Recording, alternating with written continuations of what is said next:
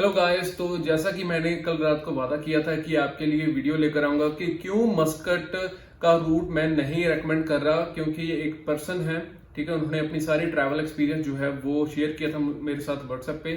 तो ये उनके सारी as it is without editing में आपके पास ये वीडियो लेकर आया हूँ, ठीक है।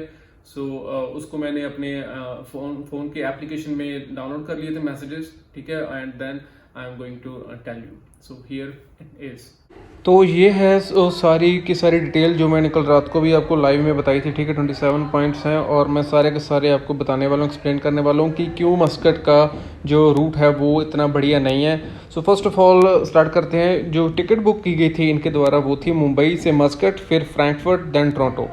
तो मुंबई पर इनके सारे डॉक्यूमेंट्स चेक किए गए, अराइव कैन चेक किया गया, PCR नेगेटिव रिपोर्ट चेक की गई और पॉजिटिव रिपोर्ट भी चेक की गई, क्योंकि ये जो पर्सन है ये लास्ट 14 to 90 डेज़ के अंदर इन्फेक्टेड थे, ताकि उन्हें अराइवल टेस्टिंग और 3 डे होटल क्वारंटीन से एग्जम्पशन मिल जाए। एंड दे डिड, उन्होंने अप्रूव कर दिया। फिर वो मस्कट पहुँचे ओमान एयर की एयरलाइन से 2 जून को और 12 PM आफ्टरनून में, ठीक है, दोपहर को पहुँचे इन मस्कट। उनका फिर RT-PCR टेस्ट हुआ और उन्हें लॉन्ज में, ठीक है, एयरपोर्ट के ऊपर लॉन्ज होते हैं, तो उसमें 12 घंटे तक वेट करने के लिए कहा गया। और उनकी जो नेक्स्ट फ़्लाइट थी वो थी 3 जून को एट 2 AM, यानी 2 जून और 3 जून की रात को थी।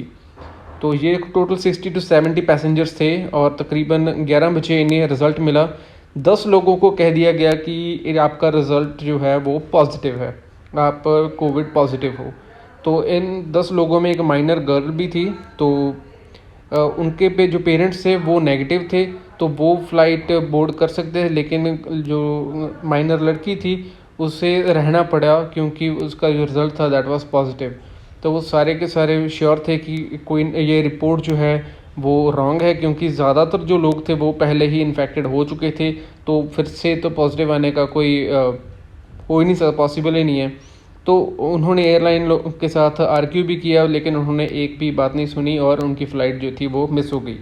फिर उन्होंने कहा कि चलो रुकते हैं अगले सुबह तक और फिर से टेस्ट देते हैं। तो उन्होंने 11 बजे तक वेट किया अगले दिन तक और वो पॉजिटिव थे। तो उन्हें ये कहा गया कि आप उससे ज़्यादा टाइम लॉन्च में नहीं रुक सकते, और एयरपोर्ट अथॉरिटी ने उन्हें फोर्स किया कि आप एक होटल लो, और वहाँ पर एक होटल है एरोटल होटल और एयरपोर्ट के ऊपर। फिर वो होटल के रिसेप्शन में गए और वहाँ पर उन्होंने अराउंड 20,000 रुपीज़ दिए।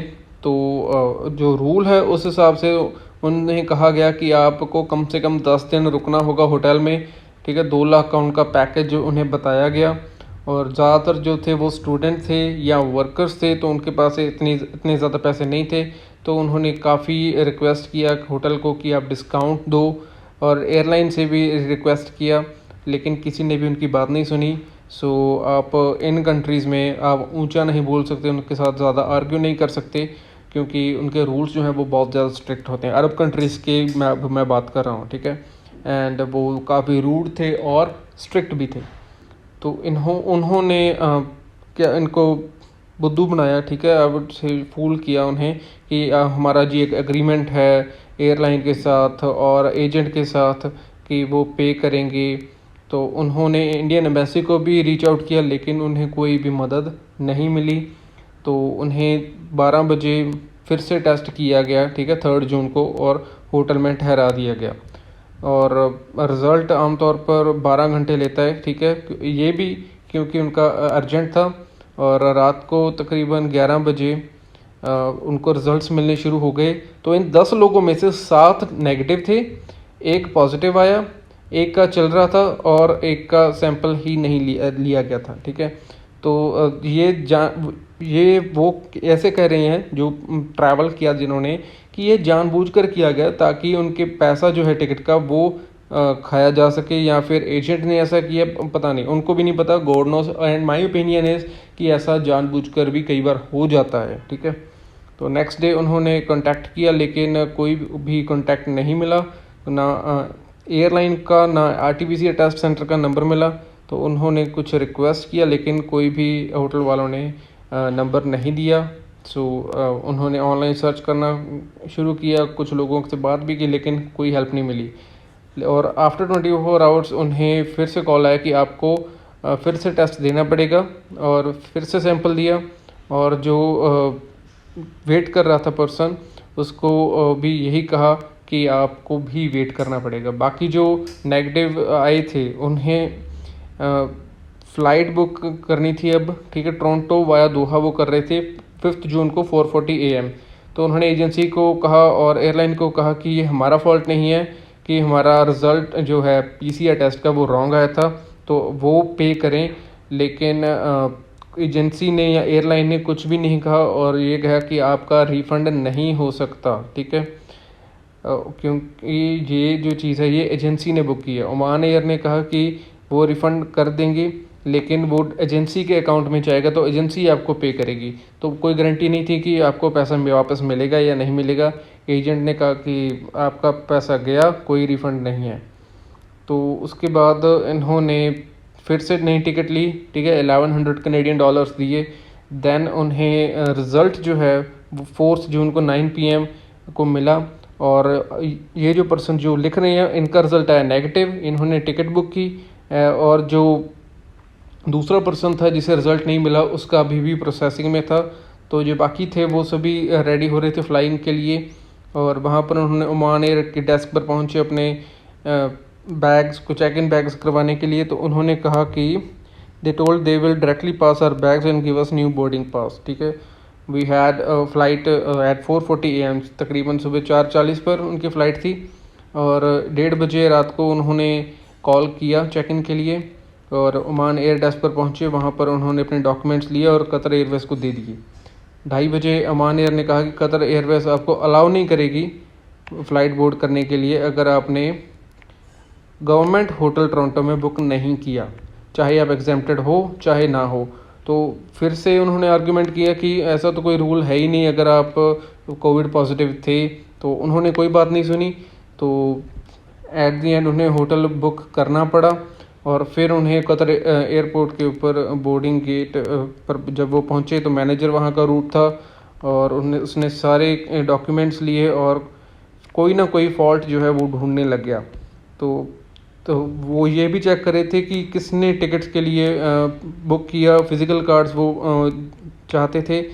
तो अकॉर्डिंग टू हिम वो ये कह रहे थे कि अगर पैसेंजर जो भी फ्लाई करने वाला है तो सिर्फ वही पे कर सकता है, कोई और नहीं पे कर सकता। तो कुछ टिकट्स फैमिली ने पे की थी और स्पेसिफिकली वो माइनर गर्ल जिसके पास कोई क्रेडिट कार्ड ही नहीं है, क्योंकि 18 से नीचे वालों को क्रेडिट कार्ड नहीं मिलता आमतौर पर। तो वो भी उसी में कहने लगा कि हाँ जी आपने खुद क्यों नहीं पे किया। तो एक और बंदा था और वो मैनेजर के साथ आर्ग्यू करने लग गया कि ऐसा कौन सा रूल है जिसमें ये कहा गया हो कि पैसेंजर ही पे करेगा, तो एजेंट और फैमिली भी तो पे कर सकती है। तो उसने कोई बात नहीं सुनी और फिर उन लोगों को बोर्ड नहीं करने दिया, 2 लोगों को और एक लड़की को जो माइनर थी, क्योंकि उनकी जो टिकट थी वो किसी और ने पे की थी। तो 10 में से सिर्फ 6 लोग जो थे वही बोर्ड कर पाए थे, बाकियों को मस्कट एयरपोर्ट के ऊपर ही रहना पड़ा। जब बोर्डिंग टाइम पास पूरा हो गया तो जो एक और पर्सन जो था जो रिज़ल्ट का वेट कर रहा था तो उसका भी टेस्ट पॉजिटिव आ गया। तो बाकी ये जो पर्सन है ये मस्कट छोड़कर फिर आगे चले गए, ठीक है, आगे दोहा देन टोरंटो। फिर उन्हें कोई भी अराइवल टेस्टिंग के लिए नहीं कहा गया क्योंकि वो तो थे ही एग्जेम्प्टेड, ठीक है। तो जैसा कि आपने देख ही लिया कि इतना बुरा व्यवहार जो है, इतना बिहेवियर, रूड बिहेवियर और बचकाने रीजंस की वजह से ऐसा कर दिया गया, ठीक है, इतनी हरासमेंट हुई वहां पर। तो आप that is why I am not saying कि आप वाया मस्कट जाओ, ठीक है। So this is the thing, okay, rest decision is yours. अगर आप मस्कट से जाना चाहते हो that is your decision, but my recommendation is not to go with that. So if you think कि आपका भी कोई फ्रेंड मस्कट ट्रैवल करने वाला, so प्लीज उसके साथ ये वीडियो शेयर कर दो ताकि वो उन्हें पहले ही पता हो कि क्या कुछ हो सकता है इस सारी चीज के दौरान। So that's all for right now. Thank you.